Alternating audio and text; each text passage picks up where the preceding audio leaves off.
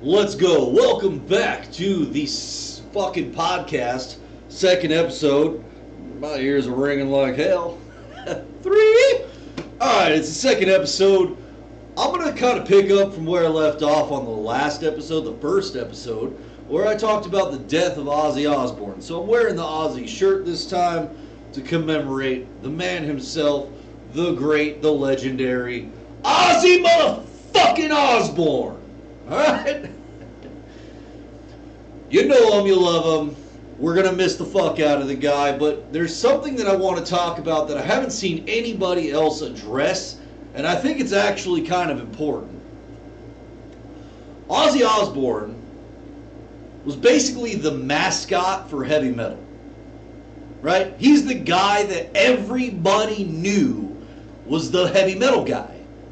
Right? I mean, you can look at other people and say, oh yeah, he's heavy metal too. But nobody had the recognition and the likability that Ozzy had. Everybody loved Ozzy. There's plenty of other people that represent metal, but they're not as well loved. They're not as cuddly, man. They're just not fucking Ozzy. You know, and it's a goddamn shame that we've lost this guy, because without him, there's nobody else to kind of ascend to his position as the likable, lovable character that represents the genre as a whole.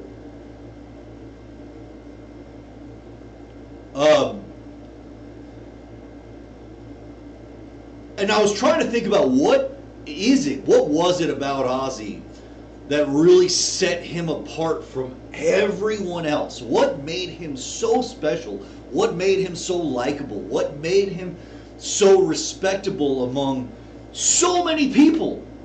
I mean, I've only heard people speak critically of him in the context of two things. One, some of the business decisions that were made, which I think kind of get mostly attributed to his wife Sharon, but also a little bit of his limitations as a vocalist. Okay, but everybody's got limitations, right? And nobody makes 100% perfect decisions in business and careers and stuff. There's always things that happen and tough decisions to make. And I think in his passing, we'll just go ahead and let that shit go. And I think that his limitations as a vocalist are easily ignored when you consider how successful he is and was, and all the things that he did to help everyone. And like I said, I was trying to think about what was it about Oz that he did so much differently than everyone else. And I think I at least came to a conclusion that makes sense to me, so I want to see if it makes sense to you. The thing that Ozzy did differently is that he made entertainment priority number one, above all else. Not artistic expression, not making money, not appeasing this fucking group, that over there, or anything like that. The number one thing that Ozzy always did was made sure that he was an entertaining, charismatic performer. I don't know of any other heavy metal band or individual artist who has ever made entertainment the number one priority. None of them. I don't give a fuck who you talk about. You can talk about Metallica, Pantera, Slayer, Judas Priest, fucking Slipknot. I don't give a fuck who you name. Not a single other heavy metal musician has ever made entertainment the number one priority except for Ozzy. And why I can say that is this. Ozzy, if you've done your homework, if you're a big fan of metal and you've been following along this guy's career for a long time and you've dug deep, you know that Ozzy didn't really write his own lyrics most of the time. Sometimes he did, but not usually. And most of the things that you know Ozzy for are lyrics and words that were written by somebody else. Whether that be Geezer Butler taking the lion's share of the lyric writing in Black Sabbath, or Bob Daisley doing a lot of the work in Ozzy in the early times, and even in up to No More Tears, and Lemmy Kilmister writing Mama I'm Coming Home, and Hellraiser, and I believe I Don't Want to Change the World, right? Like Ozzy's most famous lyrics, the things that he's known for, like the most fucking common one that I'm seeing being attributed to him right now is Maybe It's Not Too Late to Forget How to Love and Learn How to Hate. Great, I love that Ozzy's known for it in a sense, but it's not him who wrote those lyrics. I don't think that's a problem because Ozzy's the one who sold it to the world. He's the one who took those words from Bob Daisley. Bob Daisley gave him those words and said, here, man, do what you can with it. And Ozzy said, all right, I'll go out and I'll fucking jump around and I'll do this and I'll run around and be a crazy madman and throw water at everybody and get everybody hyped up. The fucking cheerleader, basically. The man who made you feel it. You know what I mean? The guy who made you go, holy shit, this is crazy. I love this guy. That's why you like Ozzy. It's not because he's an artist. Every other fucking metal band, dude, they're all that way. Every single fucking one of them. They're all about artistic expression. Aren't they? At the bottom line, at the end, look at the fucking guys in Metallica, dude. They're not really that good at entertaining. Not really. They're great. James Hetfield is hands down one of the greatest fucking heavy metal rhythm guitar players of all time. He has written some of the greatest fucking riffs ever, and he sold it with his fucking passion and with his fucking aggression, right? Slayer, same fucking thing. They sold it with their fucking passion and aggression and the things that they believed in. It was like, yeah, fucking, right? You could go down the line. You can talk about Megadeth. Yeah, Megadeth made it fucking work because Dave is an angry motherfucker, right? And he's out there for blood. He's out there to fucking kill. He's not there to be your fucking friend. Dave Mustaine is not a friendly guy. He is certainly no kind of mascot for heavy metal. Corey Taylor, he's an artist. He's expressing himself. He's exploring different sides of his artistry. That's why he's in Stone Sour and why he's in Slipknot and why he does CMFT, right? Because he has to try different things to see what works and what doesn't. And fine, that's great and all, but that always says something. It always says you're trying to find your own voice and you're really focused on doing what you want to do, and you have to go out there and figure out a way to express your art. Ozzy didn't fucking do that. Ozzy wasn't an artist. He was an entertainer above all else. That's why he would say, that's a fucking great idea, man. Play that again. I'll play that. Let's try it this way. Well, what about fucking doing it that way? Or somebody would give him lyrics and they'd say like, well, what do you think of it? Oh, it's fucking genius, man. I'll fucking sing it. You know what I mean? And he goes out and he does his thing. And once he's got it down, he goes out there and he fucking wings it out to the crowd like, yeah, man, come on, check this out. This guy fucking made it. We all made this shit together. Yeah, he might have wrote the fucking lyrics, but he can't sing worth dog shit. So I'm going to sing the song, right? He's the one that's out there fucking selling it to you. No more war pigs have the power. Hand of God has struck the hour. Nobody could fucking sing it like that, right? Nobody could sing it like him. He's the one that made it happen. And he did it in such an entertaining way because that's what he made the priority number one. He wanted to go out there and make sure that everybody was having a good fucking time.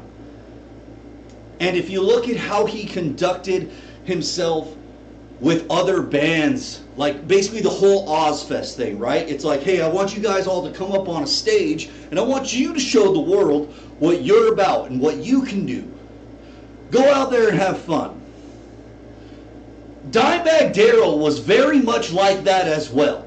Dimebag Darrell was a phenomenal fucking guitar player. Ripped ass, made some heavy fucking riffs, shredded like a motherfucker, right? But at the bottom line, at the end of the day, what was Dimebag's number one priority?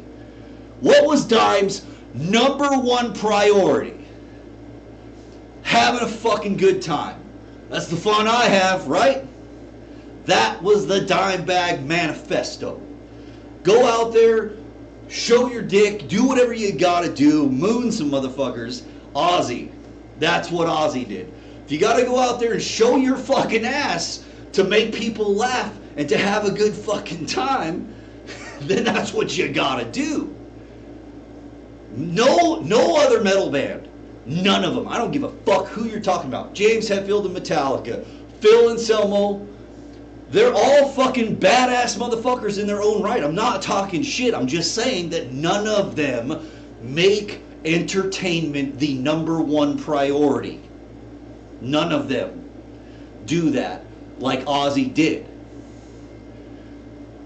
The reason people recognize Ozzy as who he was, the reason he became the Mascot, the guy who was like, okay, if you're going to talk about heavy metal, the first fucking name that you gotta bring up, if it's not Tony Iommi, it's gotta be Ozzy Osbourne. And the only people that give really a shit about the band members are the musicians. But people who just connect to music itself, they're always looking at the singer. It's the front man. It's the guy who's out there fucking selling it. Right? I'm not talking shit. I'm certainly not diminishing the role of Tony Iommi. I mean, fucking Lord Iommi. Fucking all the respect in the world. But there's a reason why millions upon millions of people are more familiar with the name and the image of Ozzy Osbourne than they are with Tony Iommi. There's a reason why the whole fucking world knows who Ozzy is, and that's because he is and has been the most entertaining fucking dude in all of heavy metal history. There's never been anybody who's funnier and more likable and more of an interesting person than Ozzy fucking Osbourne. Nobody. There is nobody, and it's not even fucking close, man. He is the most fucking interesting, the most likable, the most lovable. That's why his fucking whole thing worked. That's why everyone who's ever played in Ozfest or did gigs with him or jammed with him, even if they maybe went through some shit with him like Jakey Lee or Bob Daisley, at the end of it all, they still fucking love the guy because he's just that likable. Nobody else comes close. James Hetfield is not that likable. Phil Anselmo's not that likable. Corey Taylor is not that likable. Bruce Dickinson is not that likable. Rob Halford's not that likable. I love all those guys to more or less some degrees. I like some of those guys I love more than the others, right?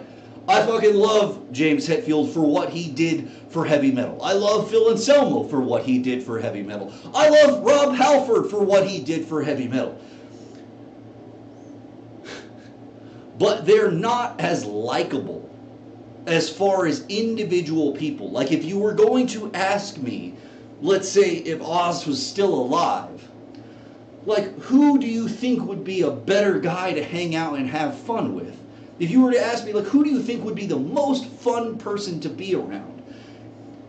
It would probably be, if it's not Dimebag, it's fucking Ozzy, dude. Ozzy and Dimebag are like the two biggest fun-loving guys in this whole genre of music. And they're both gone. Dime's been gone for a fucking long time, unfucking fortunately, and rest in peace forever, dude. But because Ozzy is a recent loss, it feels different. And it feels I feel the same way about Ozzy as I do about Dimebag, to the extent that I don't think heavy metal will ever be the same. The genre will change permanently without his presence, and not necessarily for the better. I honestly believe that the loss of Ozzy Osbourne is going to make the entire genre significantly darker and significantly more depressing than it was before. Because Ozzy wasn't about depression. Yes, many of the songs that he sang were kind of focused around depression, but his aura as a person, his performances, were never about being fucking bummed out, dude. Don't you notice that about metal these days? Is everybody's always fucking bummed out about something? It's always fucking depression this and anxiety that and fucking suicide prevention bullshit, dude. That's not why I'm into metal. I'm into metal because it makes me feel motherfucking alive. Right? But, you know, and I kind of, again, I'll go back to Metallica for a second here, because Metallica was the one, I mean, my age, Metallica hit me harder than anything, even more than Ozzy. And the last time I went to a Metallica show, which was about 2 years ago now, before the fucking show, James Hetfield was up on one of those fucking screens running a goddamn anti-suicide PSA. And I get it. Suicide's a fucking shitty thing. It's an important subject in modern times and things like that. I'm not shitting on the guy for doing that, but I gotta say, dude, going to a fucking concert with the intention of only having a good time, to sit down in a seat with a beer in my hand, and all of a sudden I'm watching fucking, I might as well have been watching the motherfucking In the Arms of an Angel, fucking the beaten pets, or the beaten animals, you know, or the starving kids in Africa fucking infomercials. Like, oh man, I was trying to have a good time, and here you are fucking bringing the goddamn mood down here. How am I supposed to fucking, yeah, all right, I gotta shake that off. You know what I mean? No, I gotta shake that off, because you brought me down a fucking notch by talking about anti-suicide shit. It's kind of fucking like, hey man, I'm here to have a good time. We're all here to have a good time. I understand this is an important fucking topic, but maybe not right fucking now. Ozzy was always about having a fucking good time. Always entertaining. Putting entertainment as priority fucking number one. I've never heard anyone say, yeah, I went to the Ozzy show and I was fucking bored as fuck. You know what I mean? Like, nobody's ever said that. If you did say that, go get your pulse checked or something, because you're probably dead already. You know? So, I don't know. That's all I wanted to say about this. I know I'm kind of heated up. I'm a little bit amped up. Obviously, fucking probably for good reason, right? A couple of sarsaparillas, as they say. But, come on, man. Like, can you really dispute this? Who do you think? You tell me in the comments below. By the way, like the fucking video. Whether you like it or not, I just want you to click the fucking the thumb there. And I want you to subscribe to my channel so I can yell at you some more. But, you know, I mean, who do you think? Do you think anybody else not on